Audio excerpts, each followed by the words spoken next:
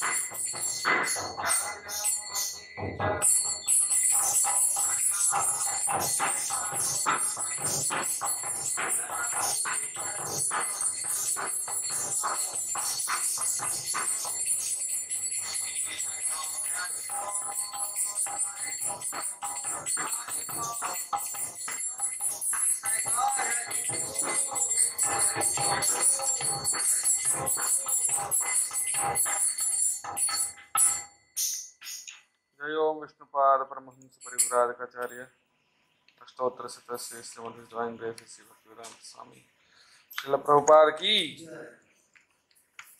जय ओम Vishnupad Paramhans परिव्राजकाचार्य अष्टोत्तर शतस्य Shrimad divine grace Srila भक्तिचार्य Swami Maharaj की divine grace Srila भक्तिचार्य Swami Maharaj की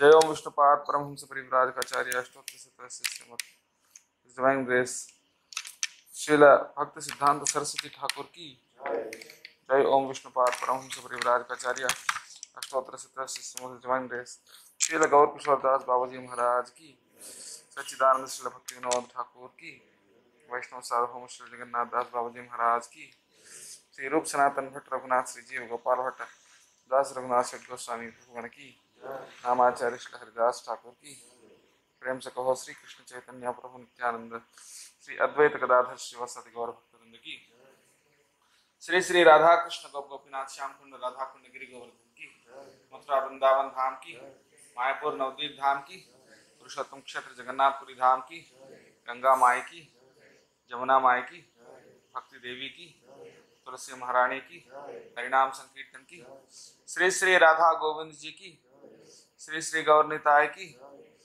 जय श्री श्री जगन्नाथ बलदेव सुभद्रा महारानी की समवेत गौर भक्तवृंद की गौर प्रेमानंदे all glories to the assembled devotees, all glories to the assembled devotees, all glories to the assembled devotees, all glories to Sri Sri Guru and Sri Gauranga, all glories to Srila Prabhupada.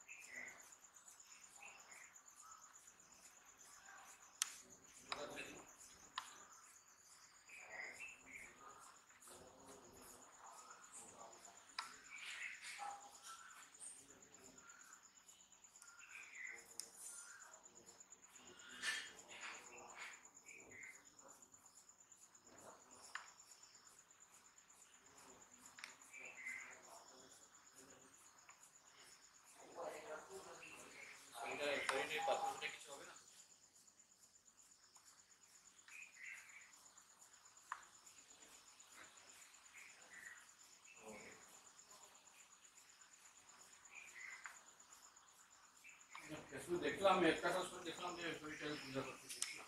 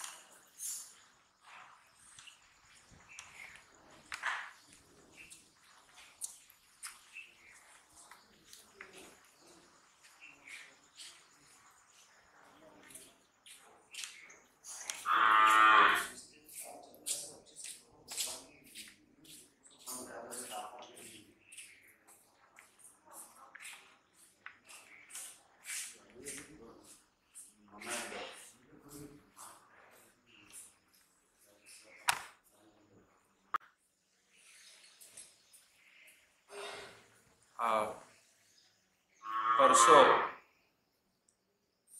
His holiness भक्तिचार्य Swami Maharaj का तिरुभाव हुआ था America में। उनके लिए कल हमने 12 घंटे का कीर्तन किया था। तो आज कल और परसों 3 दिन और हम महाराज जी के बारे में चर्चा करेंगे कि महाराज कौन है, उनका क्या विशेष योगदान रहा और उन्होंने क्या सेवा किया और प्रभुपाद जी के साथ उनका संबंध क्या था और उनकी जीवन से हम क्या शिक्षा ग्रहण कर सकते हैं और थोड़ा मेरा भी अपना उनके साथ जो समय बीता उसके बारे में भी कुछ शेयर करूंगा।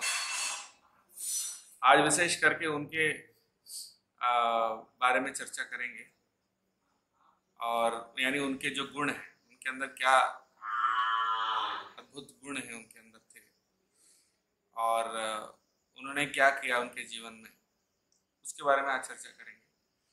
उनके जीवन के बारे में विस्तार से अगर जानना है तो उन्होंने एक ग्रंथ लिखा द ओशन ऑफ मर्सी, हाँ, करुणा का सागर, हिंदी में वही है, करुणा के सागर।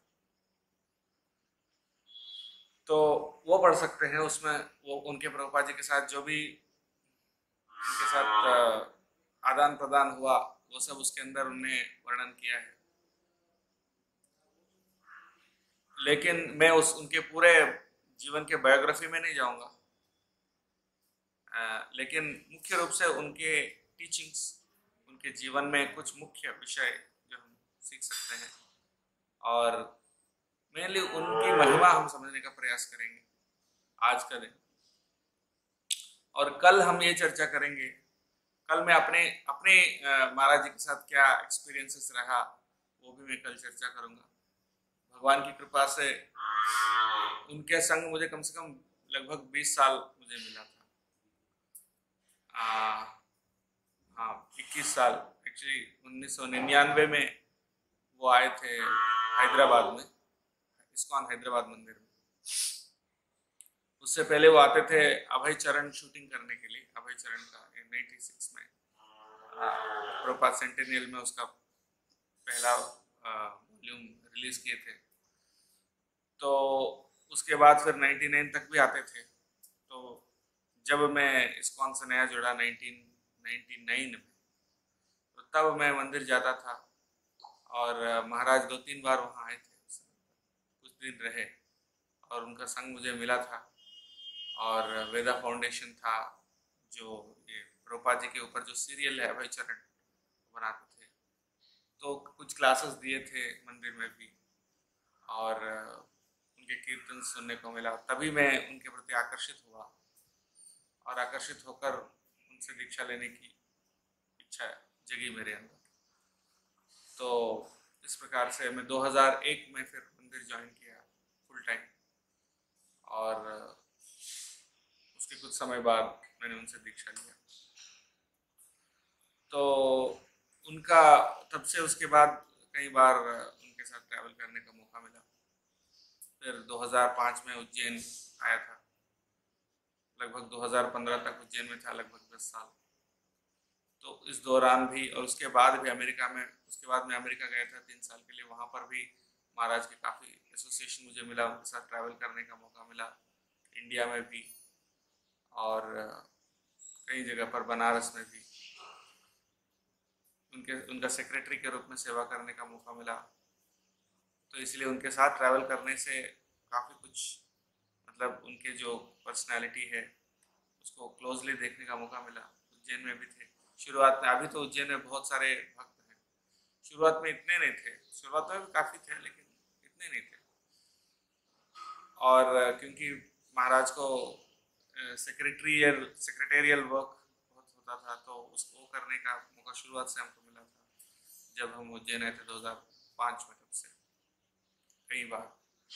तो इसीलिए मुझे वो परम सौभाग्य हमेशा याद रहेगा। कई बार उनका दर्शन हुआ था, बॉम्बे में भी दर्शन हुआ था शायद 2001 या 2002 में। तो वो मैं आपके साथ शेयर करूंगा कल और परसों। आज लेकिन विशेष करके उनके बारे में चर्चा करेंगे कि उनका लाइफ क्या था, कैसे था, उनका लाइफ से हम क्या शिक्षा ग्रहण कर सकते हैं, उनके जीवन, वो कौन थे असल, उनकी ग्लोरीज क्या है, और इस्कॉन के अन्य गुरु और अन्य जो लीडर्स हैं उनके साथ उनका संबंध कैसा है, ये सब हम आज चर्चा करेंगे। उससे पहले हम एक भजन गाएंगे, जयानिलो प्रेमधना करुणा प्रचुर। ये वैष्णवों का विरह में गाते हैं। वैष्णवों का, आचार्यों का जिस दिन निधन हो जाता है, यानी निधन नहीं कहते हैं, जिस दिन तिरोभाव होते हैं, यानी वो आए थे आध्यात्मिक जगत से। ऐसा हमारे जैसे हम कोई पाप कर्म करने के कारण हम पैदा होते हैं, ऐसा नहीं। वो भगवान के पार्षद हैं, तो भगवान ने उनको भेजा है बद्ध जीवों को उद्धार करने के लिए। तो उनका जो जब चले जाते हैं उसको तिरोभाव कहते हैं। आ गए और अभी वापस गए भगवान के पास। तो वो तिरोभाव का तिथि में ये भजन गाया जाता है।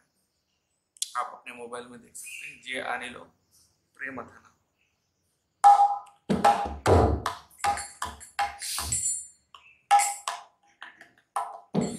जयानिलो प्रेमधना करुणा प्रचुर।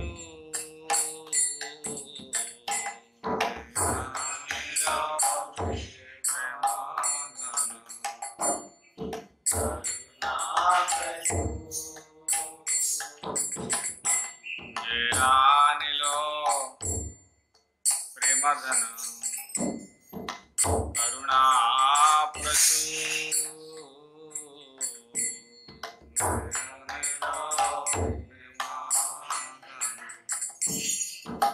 करुणा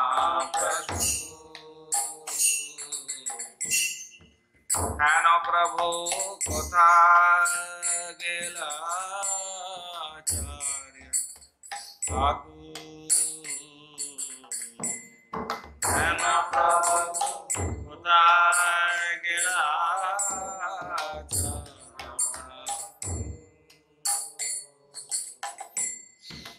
हेन प्रभु कोथा गेला आचार्य आगु। हेन प्रभु कोथा गेला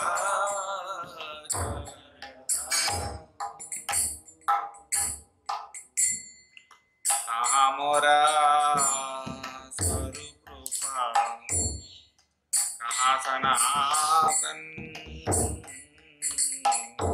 कहाँ मोरा स्वरूप रूपा, कहाँ सनातन।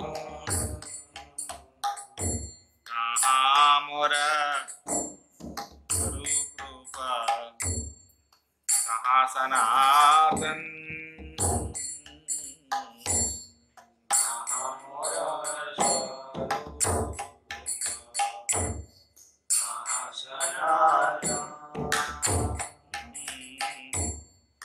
कहा दासा रघुनाथ पतित पावन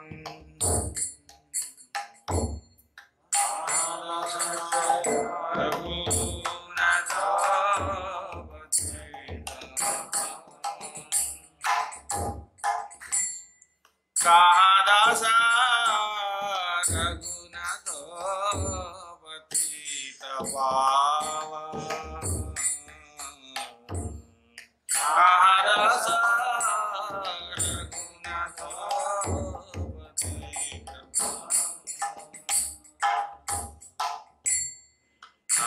मोर भट्ट जुग कहाँ कबीरा मोर भट्ट जुग कहाँ कबीरा कहाँ मोरा भट्ट जुग कहाँ कबीरा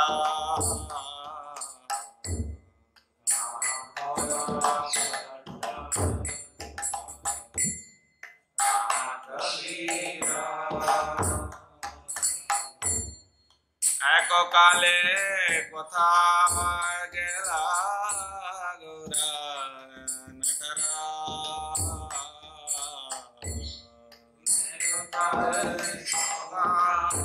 गेला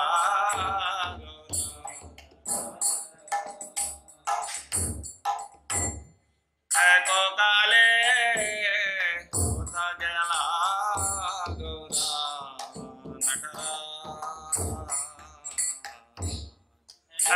काले गेला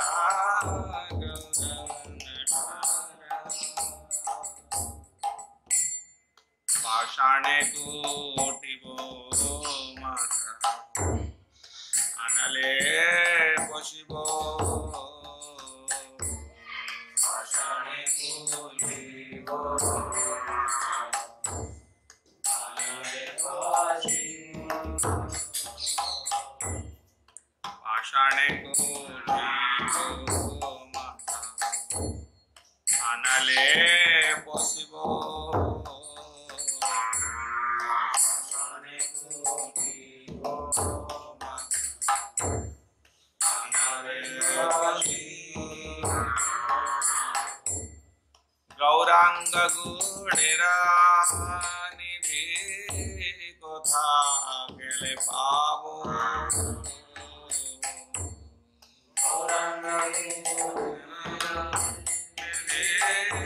कोथा गेले पावो गौरांग गोणेरा निधि कोथा गेले पावो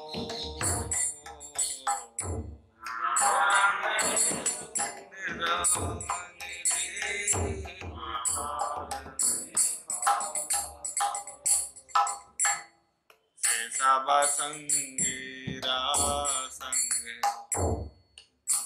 लो बिला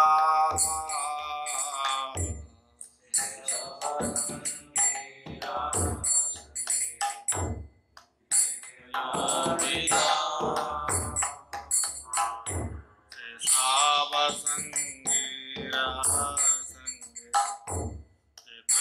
लो बिला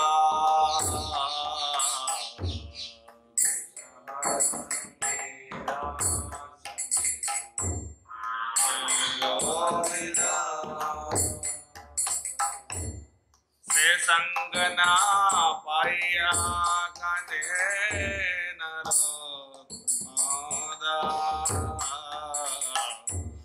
से संगना पाया काने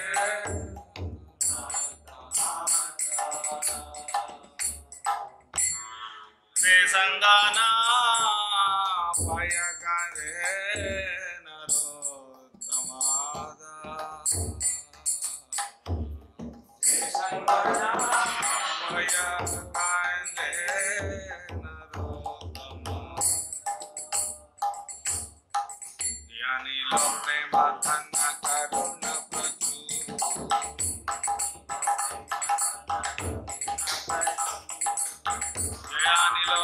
प्रेम घना करुण प्रचुर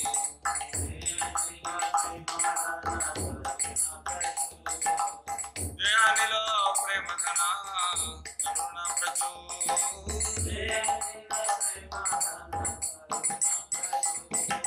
ज्ञानो प्रभु कथा गेला आचार्य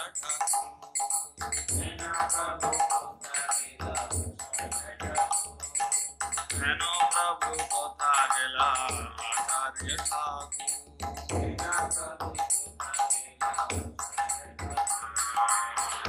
प्रभु कथा गेला आचार्य ठाकुर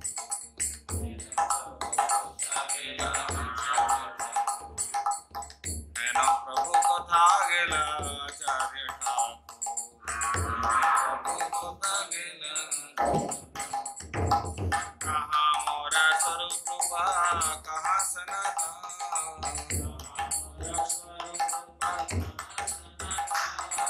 कहाँ दश रघुनाथ पति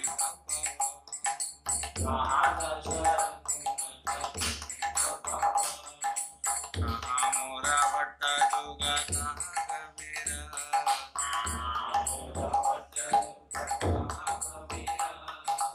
एको काले कोथा गेला गौरा नटारा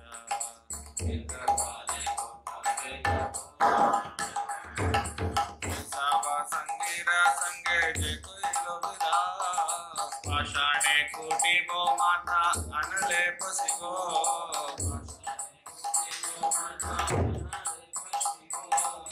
पाषाणे कोटि बो माथा अनले पसिगो गौरांग गुणेर नीति कथा गेले बाबू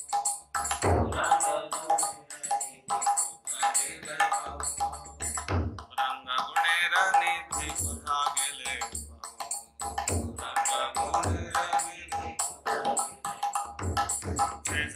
संगीरा संगे जे कोई लोबिला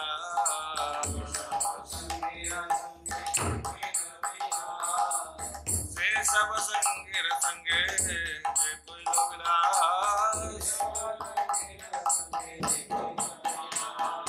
से संगना प्रिय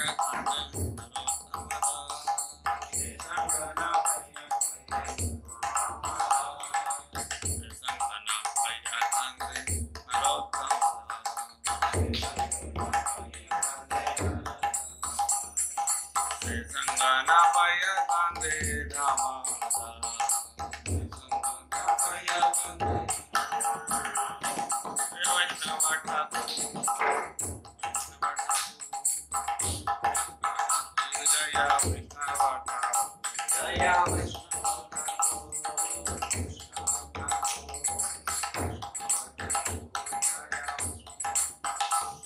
जय वैष्णव ठाकुर वैष्णव ठाकुर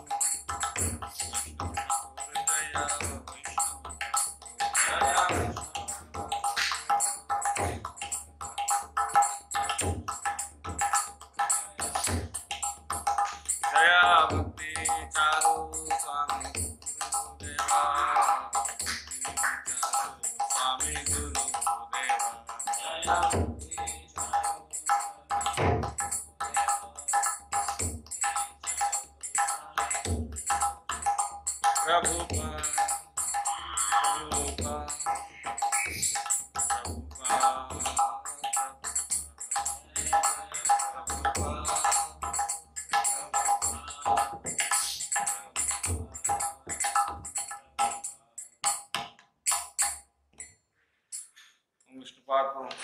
आचार्य अष्टोत्तर श्री श्रीमद डिवाइन ग्रेस ऐसी भक्तिवेदांत स्वामी श्री प्रभुपाद की ओम विष्णुपाद परमहंस परिव्राज आचार्य अष्टोत्तर श्री श्रीमद डिवाइन ग्रेस भक्ति चारु स्वामी महाराज की अनंत कोटि वैष्णव की समवेत गौर भक्त वृंद की ताय गौर प्रेमानंदे हरि। ओम अज्ञानतिमिरान्धस्य ज्ञानाञ्जनशलाकया चक्षुरुन्मीलितं येन तस्मै श्रीगुरवे नमः। श्रीचैतन्यमनोभीष्टं स्थापितं येन भूतले स्वयं रूपः कदा मह्यं ददाति स्वपदान्तिकम्। वन्देऽहं श्रीगुरो श्रीयुतपदकमलं श्रीगुरून् वैष्णवांश्च श्रीरूपं साग्रजातं सहगण रघुनाथान्वितं तं सजीवं साद्वैतं सावधूतं परिजनसहितं कृष्णचैतन्यदेवं श्रीराधा कृष्णपादान् सहगण ललिता श्रीविशाखान्वितांश्च नमः ओं विष्णुपादाय कृष्णप्रेष्ठाय भूतले श्रीमते भक्तिवेदांत स्वामिन्निति नामिने नमस्ते सारस्वते देवे गौरवाणी प्रचारिणे निर्विशेष शून्यवादि पाश्चात्य देशतारिणे जय श्री कृष्ण चैतन्य प्रभु नित्यानंद श्री अद्वैत गदाधर श्रीवासादि गौरभक्तवृंद हरे कृष्ण कृष्ण कृष्ण हरे हरे हरे राम राम राम हरे हरे। हरे कृष्ण। भक्ति विनोद ठाकुर ने एक पोएम लिखा है, He reasons ill who says Vaishnavas die. Vaishnavas die to live, and living spread the holy name around. तो जो कहता है कि वैष्णव मर गए, वो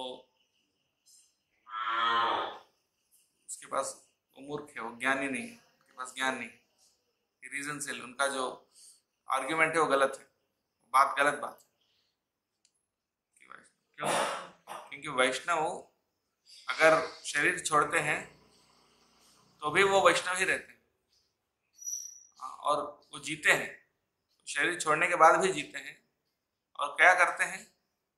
living spread the holy name around, यानी वो जीते हुए होली नेम, हरिनाम को स्प्रेड करते हैं, फैलाते हैं, हरिनाम संकीर्तन को फैलाते हैं, कहीं पे भी हो। जैसे एक बात बताया गया है कि जो धान्य कूटने का जो होता है ना, इसमें धान कूटते हैं पुराने जमाने में, वो लकड़ी का वो ऐसे डालते हैं, ऐसे ढेकी, बंगाली में ढेकी बोलते हैं, हिंदी में क्या बोलते हैं? खल। वो इंदौर में उसको लेके आएंगे तो क्या करेगा? धान कूटेगा। वही स्वर्गलोक लेके जाएंगे तो वहां क्या करेगा? वहां पर भी वही काम करेगा, वहां भी धान ही कूटेगा, है कि नहीं? उसी प्रकार से जो वैष्णव है वो जहां पर भी रहेगा वो भगवान की भक्ति ही करेगा, शुद्ध भक्ति करेगा, और भगवान की भक्ति की महिमा प्रचार करेगा, संकीर्तन को फैलाएगा, वही करेगा। तो वैष्णव कभी मरते नहीं है, क्योंकि हम सबसे पहले तो गीता में हम समझते हैं कि हम शरीर से भिन्न है, शरीर और आत्मा में भिन्नता है। जैसे हम पुराने वस्त्र छोड़कर वासाम से जीर्णानि यथा विहाय नवानि गृह्णाति नरोपराणि तथा शरीराणि विहाय जीर्णानि अन्यानि सम्याति नवानि देहि। जैसे पुराने वस्त्र छोड़कर हम नए वस्त्र धारण करते हैं, उसी प्रकार से आत्मा पुराना शरीर छोड़कर नए शरीर को धारण करता है। भगवान कृष्ण अर्जुन को गीता में एक और बात बोलते हैं, बहूनि मे व्यतीतानि जन्मानि तव चार्जुन तान्यहं वेद सर्वाणि न त्वं वेत्थ परं। बहुत सारे जन्म मेरे भी और आपके भी गुजरे हैं अर्जुन, वो सब मैं जानता हूं, लेकिन आप नहीं जानते। और हर जन्म में आप मेरे पार्षद थे, हर जन्म में अर्जुन भगवान के साथ थे, उनकी लीला में भाग लेते थे। इसीलिए कृष्ण और अर्जुन का संबंध कोई ऐसा संबंध नहीं कि सिर्फ उस जन्म का, और हर जन्म में थे और हर जन्म में आगे भी रहेंगे। वैसे ही भगवान के सभी पार्षद जो शुद्ध भक्त होते हैं, आचार्य होते हैं, वो भी भगवान के साथ हमेशा जुड़े हुए हैं। इस होलीनेस राधानाथ स्वामी महाराज, जिसको उनके गुरु हैं, वो बता रहे थे कल या परसों कि भक्ति चौर महाराज चले गए, लेकिन मैं उनके सारे शिष्यों को बताता हूँ, उनके सारे शिष्यों को और फॉलोअर्स को, अनुयायियों को मैं कहना चाहता हूँ पूरे विश्वास के साथ कि प्रभुपाद जी ने उनको बुलाया। प्रभुपाद जी का प्लान था कि वो और कहीं सेवा करें, प्रचार करें, तो प्रभुपाद जी ने उनको बुलाया था। प्रभुपाद जी उनको दिखे और प्रभुपाद जी ने उनको बुलाया, और कोई चीज रोक नहीं सकता था इस तरह से। तो ये है सही दृष्टिकोण। कोई भौतिक दृष्टि से देखे तो कुछ अलग दिख सकता है, कुछ कारण की वजह से उनको उनको क्या मतलब जो भी शारीरिक तकलीफ हुआ था उसके कारण। लेकिन ये भौतिक दृष्टि, ये तो साधारण दृष्टि है जिनको ज्ञान नहीं होता। लेकिन जो आ, आध्यात्मिक जीवन का मर्म जानते हैं वो तो उस दृष्टि से नहीं देखते हैं। वो देखते हैं कि हर चीज भगवान की दृष्टि से देखते हैं, भौतिक दृष्टि से नहीं देखते। इसलिए वो कहते हैं कि एक्चुअली वो क्यों हुआ, क्योंकि प्रभुपाद जी ने उनको बोला, सीधी सी बात है। और अभी प्रभुपाद जी के साथ ही है। तो उनका विशेष जीवन और उनके बारे में बताने के लिए तो मैं तो बहुत छोटा आदमी हूँ, मैं उनके बारे में बताने का इतना लायक नहीं हूँ। लेकिन हमारे शुद्धिकरण के लिए हाँ, कुछ बताने का प्रयास कर रहे हैं। भक्तिचार्य स्वामी महाराज कैसे जुड़े हैं, कब जुड़े हैं, ये तो बहुत विस्तार से मैं नहीं बताऊंगा। वो तो प्रभुपाद जी से मिले थे 1976 में, 1976, और प्रभुपाद जी उसके अगले साल ही चले गए, 1977 में वो चले गए थे, नवंबर 14 तारीख को। लेकिन इस बीच में सिर्फ लगभग 1 वर्ष का, उसी समय प्रभुपाद जी उनको जैसे ही पहली मुलाकात में ही, पहली मुलाकात उनका कहाँ पर हुआ, इलाहाबाद में। असल में इलाहाबाद में, इलाहाबाद जाने वाली ट्रेन में, वो ट्रेन कहाँ थी जब मिले थे नहीं पता, लेकिन ट्रेन में मुलाकात हुआ था। प्रभुपाद जी पूरा एक बोगी भक्तों का था। इनफैक्ट पूरा बोगी नहीं, पूरा ट्रेन ही भक्तों के लिए था। पूरा ट्रेन ही, स्पेशल ट्रेन इस्कॉन के डिवोटीज के लिए ट्रेन बनाया गया था। वहां तक कुंभ मेला चल रही थी तो उसमें जाने के लिए। तो प्रभुपाद जी उनके कंपार्टमेंट में बैठे थे, तो बहुत लंबी कहानी है उसमें। महाराज जी बहुत विस्तार से समझाते हैं कैसे मिले। लेकिन उसी पहली मुलाकात में ही उन्होंने उनको आदेश दिया कि आप मेरे ग्रंथों को बंगाली में अनुवाद। तो प्रभुपाद जी ने सारे ग्रंथों को अंग्रेजी में लिखा, क्योंकि प्रभुपाद जी को पूरे विश्व में प्रचार करना था। तो पूरे विश्व में उनको प्रचार करना था, तो इसलिए अंग्रेजी में उन्होंने लिखा। और फिर उसके बाद अलग अलग भाषाओं में उसका अनुवाद हुआ, अलग अलग भाषाओं में उसका अनुवाद हुआ। और लेकिन प्रभुपाद जी की अपनी मातृभाषा बंगाली, उसमें भक्तिचार्य स्वामी महाराज को बताया कि आप अनुवाद करो उसको। और तो भक्तिचार्य महाराज ने वो कार्य किया है। पहली मुलाकात में उन्होंने बोला कि मुझे तो अनुवाद करना नहीं आता है। असल में महाराज जी का इस्कॉन के साथ मुलाकात, इस्कॉन का, वो तो जर्मनी में हुआ था जब वो वहां पढ़ाई कर रहे थे। और पर वहां पर इतना जुड़ नहीं पाए। लेकिन जब वो भारत आए थे और गुरु की तलाश कर रहे थे, तो प्रभुपाद जी का किताब पढ़े। पहला किताब उनका nectar of devotion, Prabhupada ji का जो ग्रंथ है, वो भक्त रसामृत सिंधु, उसको पढ़ने के बाद फिर वो क्या बोलते हैं उसको, बहुत इंस्पायर हुए और दिन भर रात भर कंटिन्यूस पढ़ते थे। और फिर उनका जो तलाश है वो वहाँ समाप्त हुआ, उन्हीं से मिलना है। फिर वो मायापुर में ज्वाइन किए थे, और कहीं बहुत लंबा कहानी है कैसे ज्वाइन किए थे। तो प्रभुपाद जी का पहले मुलाकात में ही उन्होंने उनको आदेश दिया कि आप मेरे ग्रंथों का अनुवाद करो। और कुछ समय बाद प्रभुपाद जी ने उनको उनके सेक्रेटरी बनाया, यानी प्रभुपाद जी के सेक्रेटरी बनाए। तो प्रभुपाद जी तो जगत गुरु हैं पूरे विश्व में, सिर्फ 10 साल में इस्कॉन। और ये उनके हरे कृष्ण आंदोलन, अभी तो हम यहाँ इस्कॉन के नाम से जानते हैं, लेकिन पाश्चात्य जगत में उस समय पर हरे कृष्ण आंदोलन के नाम से, क्योंकि वो बहुत बड़ा ऐसा था कि हर शहर में, हर जगह पर वो दिखते थे।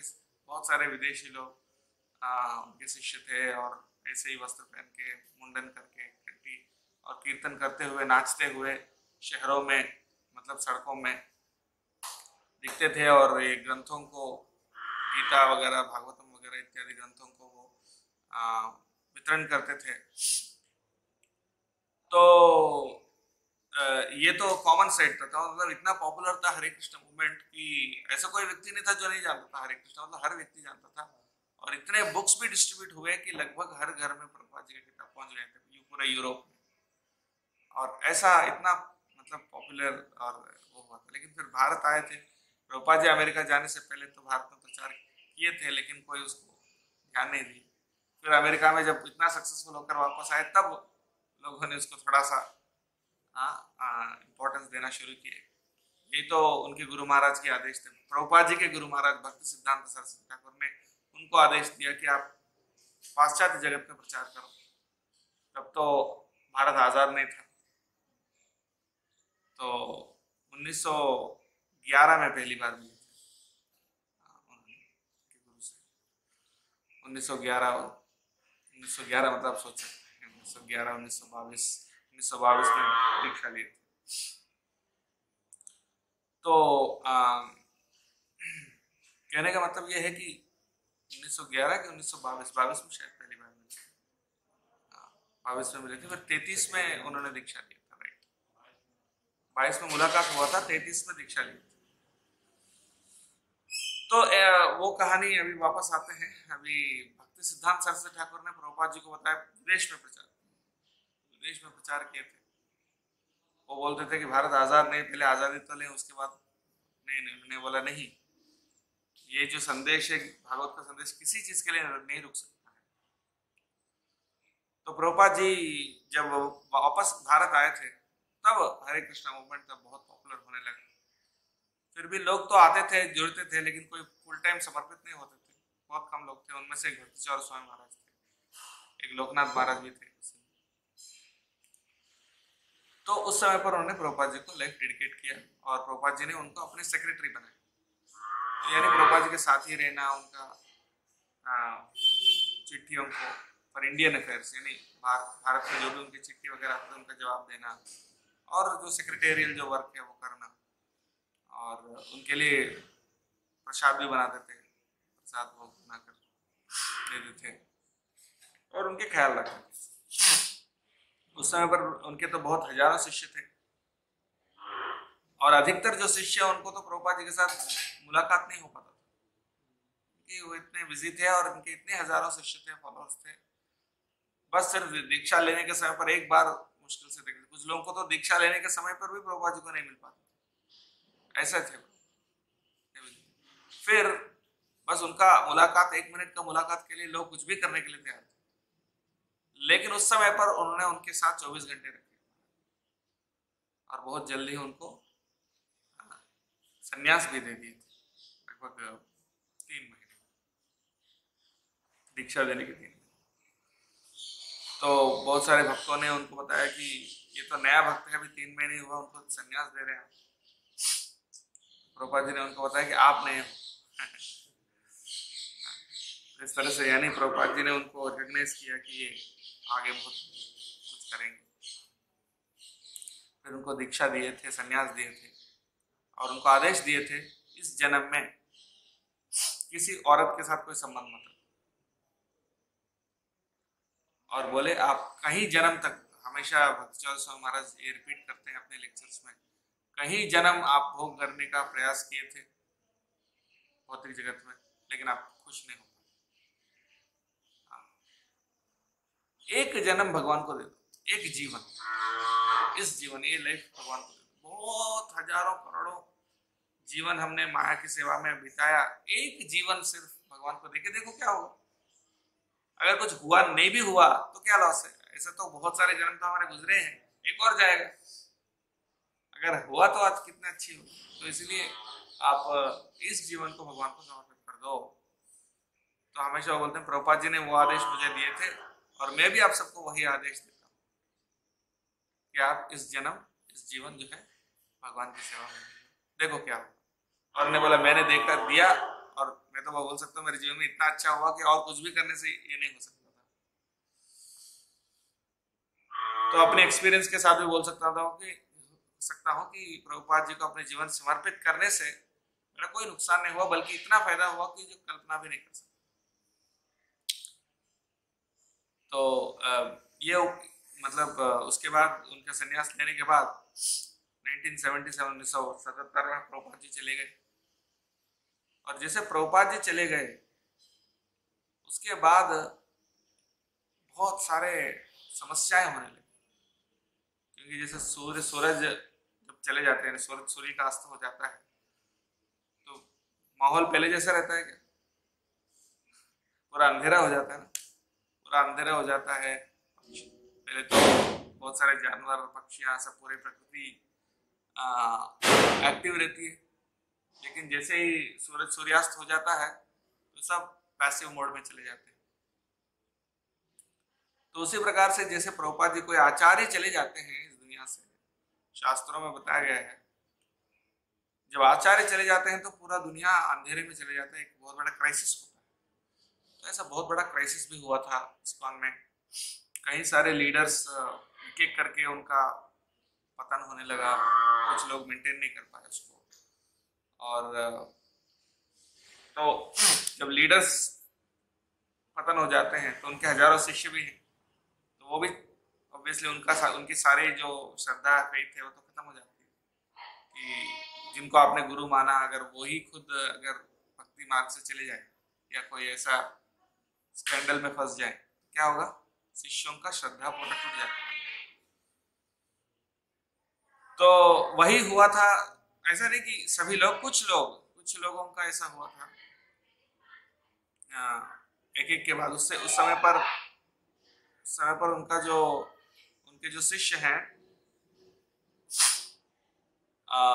बहुत सारे प्रभुपाद जी के शिष्य एक एक करके जाने लगे, और जो गुरु चले गए उनके शिष्य जो हैं वो भी जाने लगे।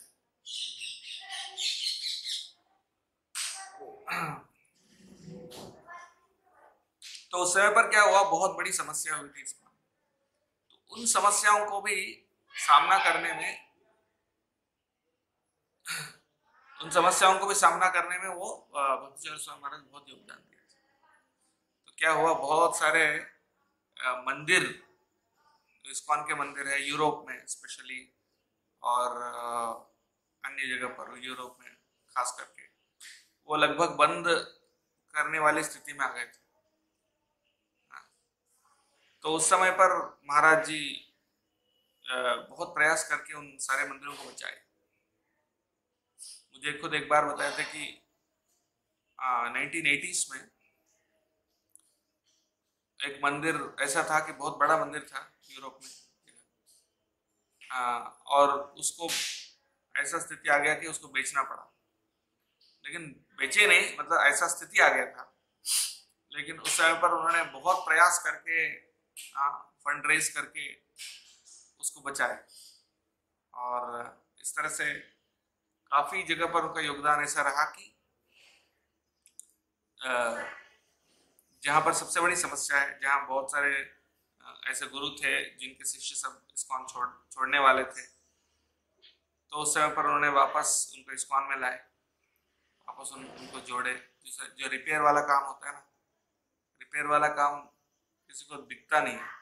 अगर आपने कोई मंदिर बनाया या कुछ बड़ा प्रोजेक्ट खड़े किया तो सब बोलेंगे आपने इतना बड़ा मंदिर बनाया, आपने इतना कुछ किया। लेकिन कहीं कोई समस्या है, उसको समाधान करके फिर वहां से आपको, ऐसा नहीं कि वो आपकी प्रोजेक्ट है, आप बस समस्या समाधान कर ली फिर चले।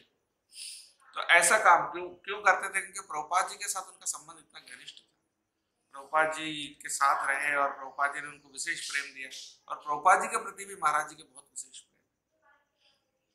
तो विशेष करके हम देखेंगे कि महाराज जी के जीवन में उनके लक्षण, उनके जो गुण हैं, विशेष करके मैं 3 मुख्य गुण उनके अंदर देख सकते हैं। सबसे पहला है प्रभुपाद जी के प्रति उनका जो डेडिकेशन और प्रेम।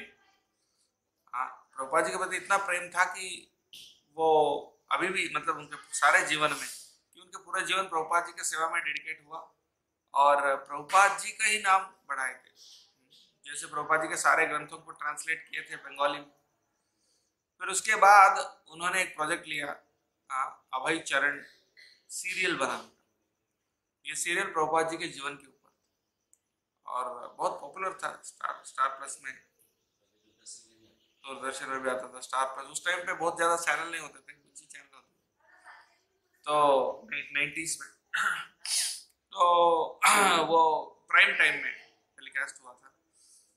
और प्रभुपाद जी के जीवन के बारे में क्यों उनको करने की इच्छा हुई, क्योंकि वो चाह रहे थे कि वो एक बार देखे थे एक मैगजीन जिसमें 100 great personalities of the 20th century, 20वीं सदी के 100 सबसे महान पर्सनालिटीज, व्यक्तित्व कौन है, उसके बारे में था। लेकिन उसमें देखा तो प्रभुपाद, उनको लगा कि प्रभुपाद जी का नाम जरूर होगा उसमें, लेकिन उसमें नहीं था। तो फिर तब उनको लगा कि नहीं, ये तो गलत बात है, प्रभुपाद जी का नाम होना चाहिए। इसीलिए उन्होंने निश्चय किया कि उनको पॉपुलर करने के लिए एक सीरियल बनाया। उस समय पर टीवी बहुत, मतलब अभी भी है, टीवी बहुत पावरफुल माध्यम है। तो उनने पहले सोचा कि मूवी बनाएंगे, लेकिन किसी ने सजेस्ट किया कि सीरियल बनाएंगे। मूवी का एक बार देख लिया तो खत्म हो जाएगा, लेकिन सीरियल रेगुलर रहेगा। तो फिर उन्होंने सीरियल बनाने का ऑप्शन चूज किया। तो फिर उसके लिए बहुत प्रयास किए थे। यद्यपि उन्होंने पहले तो कोई फिल्म वगैरह कुछ बनाई नहीं, लेकिन फिर भी उन्होंने मतलब सब सीखते हुए, सब कुछ, सब भक्तों को एंगेज करते हुए उसको बनाए थे। इससे समझ सकते हैं कि वो प्रभुपाद जी के लिए सब कुछ करते थे। और हमेशा जो भी जिन भक्तों को इस्कॉन में दिक्कत हुआ था और वो उनके गुरु का फॉल डाउन हो गया, फिर वो जाने वाले थे या चले गए थे, उनको ये एम्फसाइज किया कि हम सब प्रभुपाद जी के लिए आए। प्रभुपाद जी को अगर केंद्र बनाएंगे तो कोई किसी का भी शिष्य हो, सब एकत्र हो सकते। प्रभुपाद जी का संस्था इस्कॉन, और इसको बना के रखना जिम्मेदारी लीडर्स का। तो इसलिए प्रभुपाद जी के ऊपर जब हम फोकस रखेंगे तो इंस्टीट्यूशन साथ में रहेगा, लेकिन फोकस प्रभुपाद जी से अगर हट जाए, सिर्फ अपने अपने गुरु के ऊपर रहे, तो फिर इंस्टीट्यूशन ब्रेक हो। तो इसीलिए वो हमेशा इंस्टीट्यूशन इस्कॉन के ऊपर एम्फसाइज किए थे, प्रभुपाद जी के ऊपर एम्फसाइज किए थे। तो इस तरह से प्रभुपाद जी के प्रति जब भी जहां भी जाते थे, प्रभुपाद जी के ऊपर सेमिनार देते थे। मायापुर में हर साल प्रभुपाद जी के ऊपर, और हमारे वैष्णव हेरिटेज के ऊपर, हमारे वैष्णव जो परंपरा है, संप्रदाय, उसके जो आचार्य हैं, हमारा विरासत क्या है, उसके बारे में सेमिनार देते थे हर जगह। बहुत पॉपुलर था।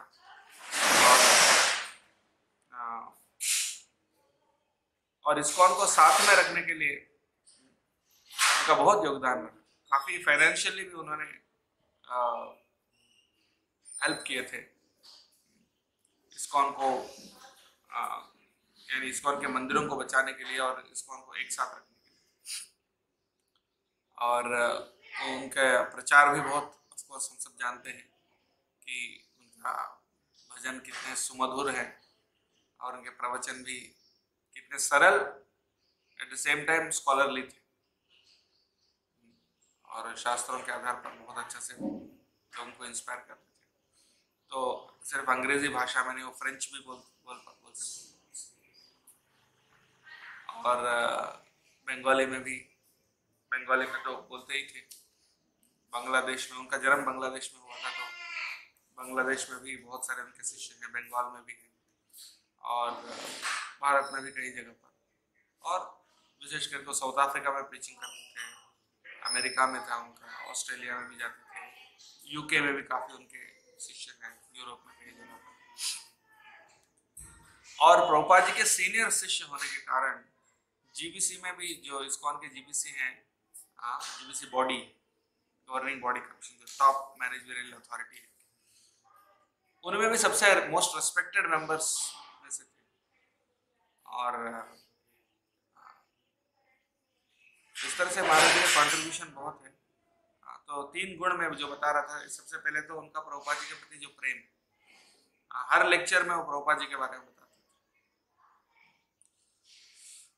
और दूसरा इस्कॉन में कोऑपरेशन, प्रभुपाद जी ने कहा कि your love for me will be shown by how you cooperate with each other. आपका मेरे प्रति जो प्रेम है वो कैसे दिखेगा, अब आप इसमें जैसे मिलजुल के काम करेंगे। कोऑपरेशन का हिंदी शब्द क्या है? कोऑपरेशन, सहसंबंध, सहसंबंध, जो भी मतलब मिलजुल कर काम करना, कोऑपरेट करना एक दूसरे को। तो उससे आपका जो प्रभुपाद मेरे प्रति जो प्रेम है, यानी प्रभुपाद जी कहते थे कि मुझे अगर आप प्रेम करते हैं तो आप आपस में एक दूसरे को सेवा करना। इस सिद्धांत को बहुत जोर देते थे और इसीलिए भले उनका भी प्रोजेक्ट में नुकसान हो, जैसे कोई भी अपना प्रोजेक्ट बढ़ाते हैं, अपनी जो प्रोजेक्ट है प्रभुपाद जी के साथ उस पर फोकस करते हैं, लेकिन दूसरे जो प्रोजेक्ट है जिनका उनका कोई संबंध नहीं, अगर वो कोई हेल्प चाहते हैं या पूरे इस्कॉन के लिए कोई हेल्प चाहिए तो भी वो हेल्प करते थे उनको। और मायापुर में उनका जो क्वार्टर्स है उसमें हमेशा उनके गुरु भाई गुरु बहन उन लोग को बुलाकर उनको फीस्ट देते थे। और उनके सारे गुरु भाई गुरु बहन के साथ बहुत प्रेम का संबंध था। और तीसरा जो गुण है वो भक्तों के प्रति उनका केयर, डिवोटी केयर। भक्तों को बहुत केयर करते थे, उनका जो प्रेम है वो भी बहुत पॉपुलर। कितना कभी कभी व्यासासन में प्रवचन देते थे, कोई भक्त आते थे तो उनको भी प्रवचन देते देते उनको ग्रीट करते थे और सबको केयर करते थे कि प्रसाद मिला कि नहीं, रहने का व्यवस्था हुआ ठीक ठाक, और हर डिवोटी का प्रॉपरली बहुत केयर करते थे। और उनकी कंपैशन, उनकी जो दया है, प्रचार करने के लिए वो किसी भी हद तक जाते थे। तो इसीलिए बहुत सारे भक्त उनसे प्रभावित हुए।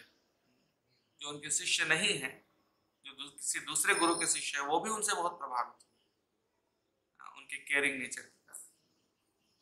ऐसा उसके बारे में बहुत सारे कहानियां बता सकता हूँ।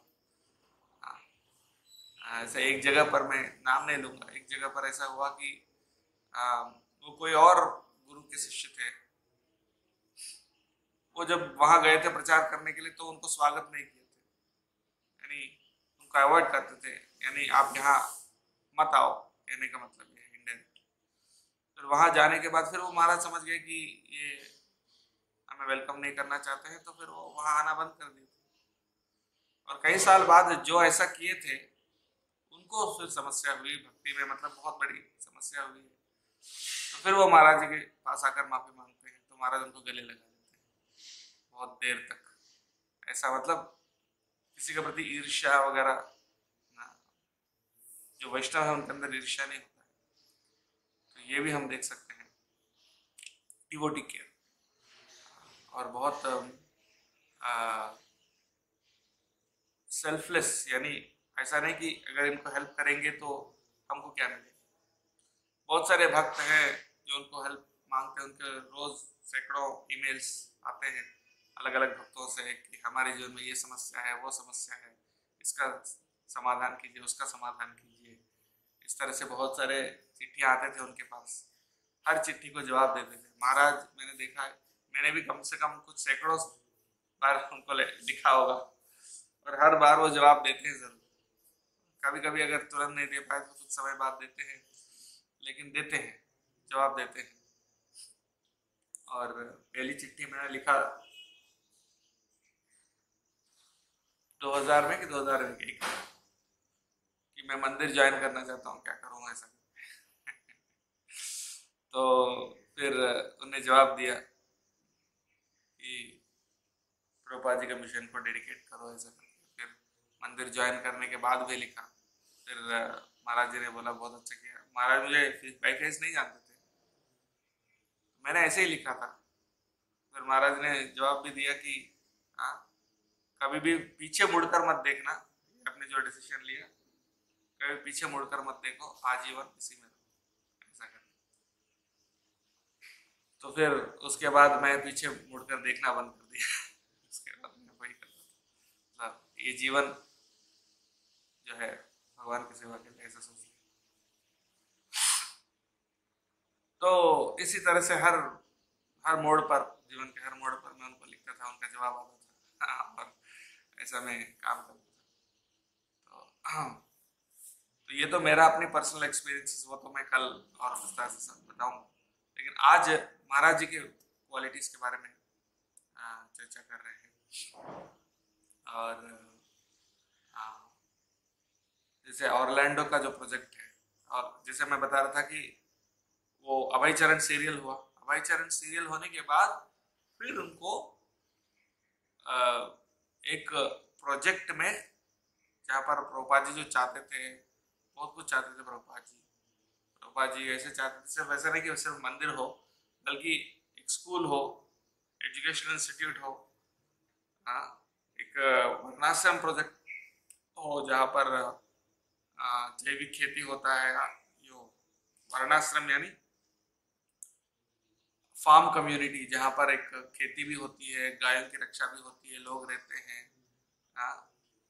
खेती करते हैं, और अलग अलग वर्ण आश्रम जो है, 4 वर्ण यानी ब्राह्मण, क्षत्रिय, वैश्य, शूद्र, ये तो बहुत बड़ी विजन है प्रभुपाद जी का। ब्राह्मण, क्षत्रिय, वैश्य, शूद्र, 4 वर्ण, उनके जो अलग अलग कार्य, जैसे वैदिक समय पर होता था, सेल्फ सस्टेनेबल, ऐसा सब कुछ, बीच में एक मंदिर हो और उसके आधार पर ऐसा कम्युनिटी बने, ये सब प्रभुपाद जी का डिजायर था। तो वो फुलफिल करने के लिए वो एक प्रोजेक्ट लेना चाह रहे थे, और उसी समय पर उमा भारती मध्य प्रदेश की चीफ मिनिस्टर थी, मुख्यमंत्री थी। तो उन्होंने इनवाइट किया महाराज को कि आप उज्जैन में करिए, या एमपी में कहीं पे भी करिए, हम आपको जमीन देंगे 200 एकड़। तो फिर उन्होंने सोचा कि किसी और ने कहा कि कृष्ण जी का विद्यास्थली है उज्जैन, वहां पर आप करिए। तो फिर वहां पर करना शुरू किए, लेकिन तुरंत सरकार बदल गई। पॉलिटिशियंस तो पॉलिटिशियंस होते हैं, सरकार बदल गए, फिर वो 200 एकड़ जमीन जो मिलना था नहीं मिला। लेकिन फिर भी महाराज जी खुद ही जमीन लेकर उसको डेवलप करके मंदिर वगैरह बनाए, और बहुत भव्य मंदिर है। और उसके अलावा और भी प्रोजेक्ट्स, हाँ हाँ, मिड डे मील वो सब तो है, लेकिन उनके अंदर ये डिजायर थी कि गायों की रक्षा के लिए कुछ करना है, विशेष करके अमेरिका में, क्योंकि अमेरिका में हर गाय अल्टीमेटली वही जाती है कसाई खाने, वहाँ कोई गौ रक्षा या जैसे गौशाला वगैरह कुछ नहीं होती। और वहाँ पर तो मतलब इतना सोच के भी परे है, कितना क्रूरता होती है, सब मैकेनिकली होता है, बहुत बड़ी संख्या। तो वहाँ गायों की रक्षा करने के लिए एक प्रोजेक्ट बनाने के लिए उन्होंने विचार किया, और इस्कॉन का जो गौ प्रोटेक्शन मिनिस्ट्री है उसके साथ उनको हेल्प करने के लिए महाराज जी ने वहाँ एक प्रोजेक्ट स्टार्ट किए थे, और उसी काम के लिए वो अमेरिका गए थे। वहाँ पर ज़मीन है बहुत अच्छा, और वहाँ पर गायों को रखने के लिए और बहुत कुछ करने के लिए वहाँ पर प्लान था, एक मॉडल बनाने का कि कैसे गायों की रक्षा होती है, और कैसे आध्यात्मिक जीवन के आधार पर और गौरक्षा के आधार पर कैसे एक अच्छा जीवन जिया जा सकता है, उसका एक मॉडल बनाने का वहाँ पर प्लान था। और ऑरलैंडो, जहाँ पर ये बना रहे थे, ऑरलैंडो के पास, ऑरलैंडो तो अमेरिका में ऐसे एक शहर है जहाँ पर ये थीम पार्क्स होते हैं, थीम पार्क सब जानते हैं, डिज्नी वर्ल्ड वगैरह, वो सब वहाँ पर क्या करते हैं, लोग हॉलीडे मनाने जाते हैं। अमेरिका में बहुत हॉलीडे मनाते हैं वो लोग, और हॉलीडे मनाते हैं, कभी कभी लंबी छुट्टियाँ लेते हैं बस, क्योंकि अमेरिका में ठंडा होता है, फ्लोरिडा थोड़ा गर्म होता है, वो साउथ में है इसलिए वहाँ गर्म होता है, और वहाँ धूप, सन बेदिंग, धूप लेने के लिए, और थोड़ा अच्छा से सुंदर बीच वगैरह है, वहाँ पर उसका आनंद लेने के लिए लोग जाते हैं। वहाँ थीम पार्क्स होते हैं, एंजॉय करने के लिए जाते हैं, पूरे अमेरिका से वहाँ लोग आते हैं, वर्ल्ड से भी आते हैं। तो वहाँ पर एक ऐसा स्पिरिचुअल थीम पार्क बना के, एक अच्छा मॉडल बना के, ताकि लोगों को अट्रैक्ट करके फिर वहाँ पर प्रचार करें, इस तरीके से एक मॉडल बनाए। तो उसके लिए काम चल रहा था, पिछले शायद लगभग 2-2.5 साल,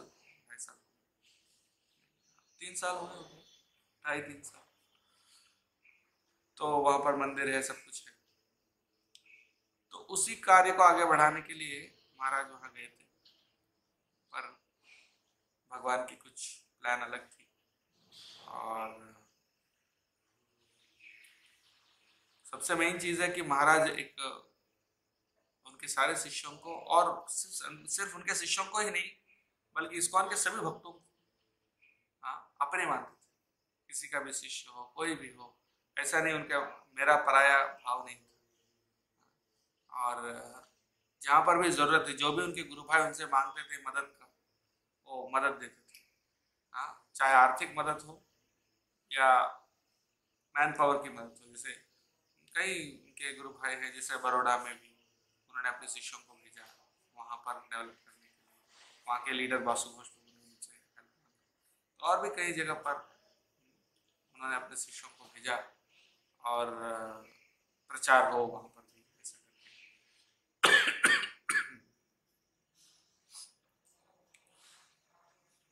तो इस तरह के उनका उदार स्वभाव है। पिता जैसे सबको प्रेम करते थे, उनके शिष्यों को और अन्य गुरुओं के शिष्यों को। जो भी मदद हमको चाहिए और जरूरत है और वो कर पाते थे, वो जरूर उसको करते थे। इसके तो बहुत सारे एक्सपीरियंसेस हैं। तब उनका न रहने के कारण ऐसा है कि जब माता पिता चले जाते हैं तो कैसा होता है, वैसे ही भाव, एक अनुभूति है। लेकिन आगे चल के उसको और समझ में आएगा।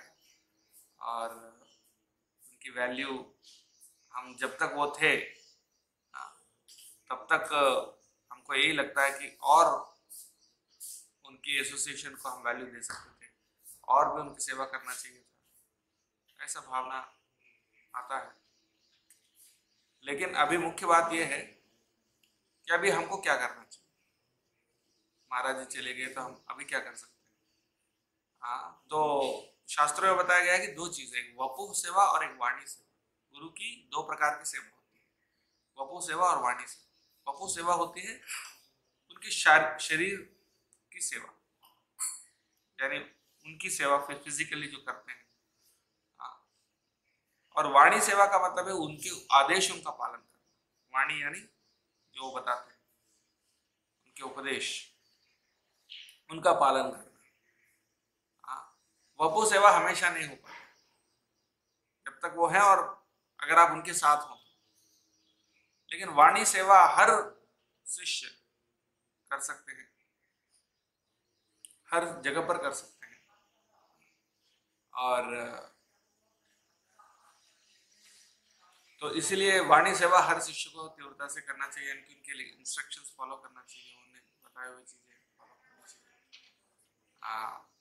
और मुख्य रूप से उनके इंस्ट्रक्शंस यही हैं कि अच्छे भक्त बनो, शुद्ध भक्त बनो भगवान। बिकम ए गुड डिवोटी, ऐसे बोलते हैं हर बार कि अच्छे भक्त बनो भगवान, शुद्ध भक्त बनो। और इस प्रकार से जब हम भक्ति करेंगे तो महाराज जी बहुत प्रसन्न होंगे।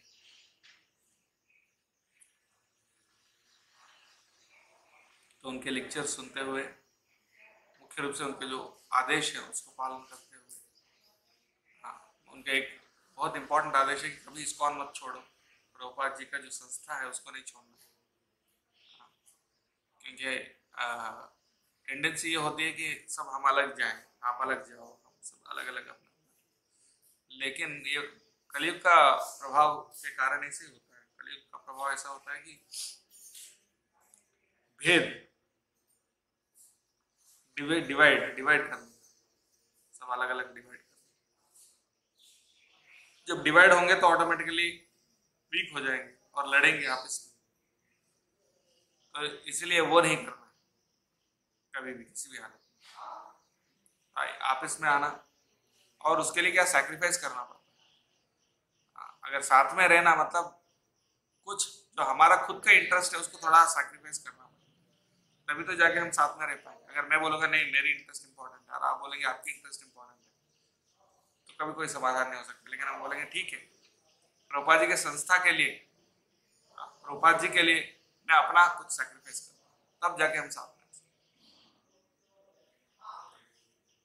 ये बहुत इंपॉर्टेंट है, यही महाराज जी का सबसे इंपॉर्टेंट टीचिंग है। कोऑपरेट करना भक्तों के साथ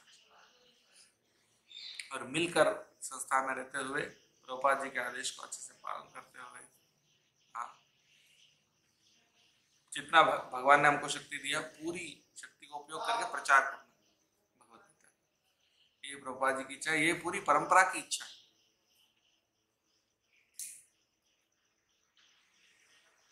हमारी संप्रदाय में एक बहुत इंपॉर्टेंट विषय है, हम लोग ऐसे सोचते हैं कि भगवान के भजन करेंगे, भगवान है और हमें बस बीच में और बाकी लोग क्या क्या के साथ क्या लेना देना।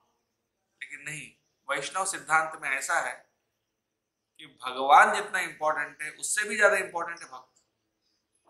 आप अकेले में भजन नहीं कर सकते। एकाकी हमारा ना ही पाए बल हरिनाम संकीर्तन। एकाकी होकर अकेले आप भजन नहीं कर सकते, और करोगे तो भी भगवान प्रसन्न नहीं होंगे, क्योंकि भगवान बोलते हैं आप मेरी भक्तों की सेवा करो।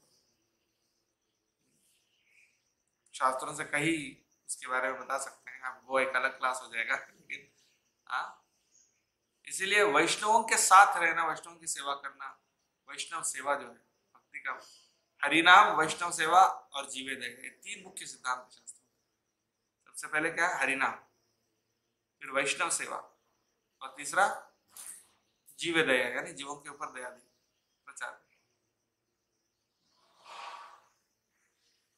तो इसीलिए महाराज जी इसी पे एम्फसाइज करते, तीनों पे एम्फसाइज करते। हरिनाम पे भी एम्फसाइज करते थे हमेशा।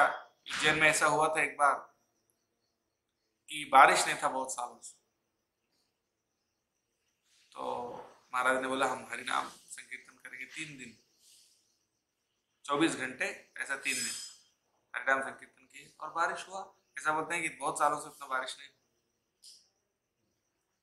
और जब पानी नहीं था, क्या करते थे, उज्जैन में मंदिर के पास तो बहुत पानी था, यानी वहां पर कुआं था बहुत पुराना, और ग्राउंड वाटर लेवल थोड़ा ऊपर था, काफी पानी था। तो उसको टंकी में भर भर के, मतलब पूरे शहर में जहां जहां जरूरत है वहां भेजते थे पानी। तो जीवे दया, जीवों के ऊपर दया दिखाना, हरिनाम संकीर्तन, हरिनाम पे भी विश्वास था। वैष्णव सेवा यानी वैष्णव के साथ कोऑपरेट करना, ये भी था, और जीवे दया, हमेशा प्रचार पे जोर देना। ये तीनों सिद्धांतों को महाराज ने अपने जीवन से हम सबको शिक्षा दी है।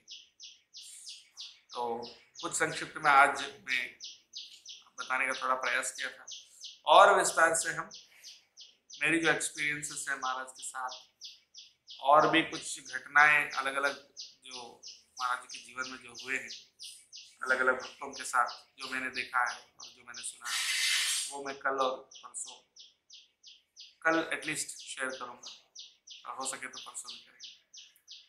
बहुत बहुत धन्यवाद। किसी का कोई प्रश्न है तो पूछ सकते हैं इस संबंध में। ठीक है, बहुत बहुत धन्यवाद। हिज होलीनेस भक्तिचार्य स्वामी महाराज की, जगत गुरु श्रील प्रभुपाद की, समवेत गौर भक्तवृंद की। और एक मुख्य बात बोलना जरूरी है कि इस समय पर महाराज जी को हम सब प्रार्थना करें कि उनके सत शिष्य हम बने, और हमेशा ऐसे कार्य करें, ऐसे भक्ति करें ताकि उनका नाम रोशन हो, और कभी ऐसा कार्य ना करें जो उनको अप्रसन्न करे। तो ऐसा प्रार्थना करेंगे भगवान को भी, श्री राधा गोविंद जी को, और श्री प्रभुपाद जी को, और महाराज को, कि महाराज जब चले गए तो महाराज का प्रेजेंस हम और भी फील करें। सत शिष्य वो होता है जो गुरु के फिजिकल प्रेजेंस ना होने के बाद भी गुरु का प्रेजेंस को फील कर सकता है। उत्तम शिष्य, कनिष्ठ शिष्य वो होता है जो गुरु का प्रेजेंस, गुरु जो बोलते हैं, बोलने के बाद भी फॉलो नहीं करते। और सेकंड क्लास शिष्य वो होता है जो गुरु बोलते हैं तो फॉलो करते हैं। और फर्स्ट क्लास शिष्य वो होता है जो गुरु बोलने के बिना ही गुरु के हृदय समझकर, इच्छा समझकर कार्य करते हैं। ये फर्स्ट क्लास डिसिप्लिन। तो इसलिए हम महाराज जी को प्रार्थना करेंगे कि उनकी अनुपस्थिति में भी उनको, उनकी प्रेजेंस को हम महसूस कर सकें हमारे जीवन में। वो सत शिष्य होता है, गुरु के एब्सेंस में भी गुरु की प्रेजेंस को फील कर सके। That is a real teacher. ऐसे नहीं गुरु के सामने एक प्रकार की बिहेवियर, गुरु के पीछे दूसरे प्रकार के बिहेवियर। ऐसा नहीं अभी गुरु चले गए तो हम कुछ भी कर सकते हैं, ऐसा नहीं। गुरु अभी नहीं है फिजिकली, लेकिन हमारे साथ और भी इंटीमेटली जुड़े हैं, हम हर समय देख रहे हैं। इस भावना से अगर हम जी सकते हैं तो हम अच्छे शिष्य बन सकते हैं। गुरु के प्रेजेंस को हमेशा फील करने वाला सही शिष्य, तो वो हमारे अंदर आए, ये प्रार्थना करते हुए। हाँ, हरे कृष्ण।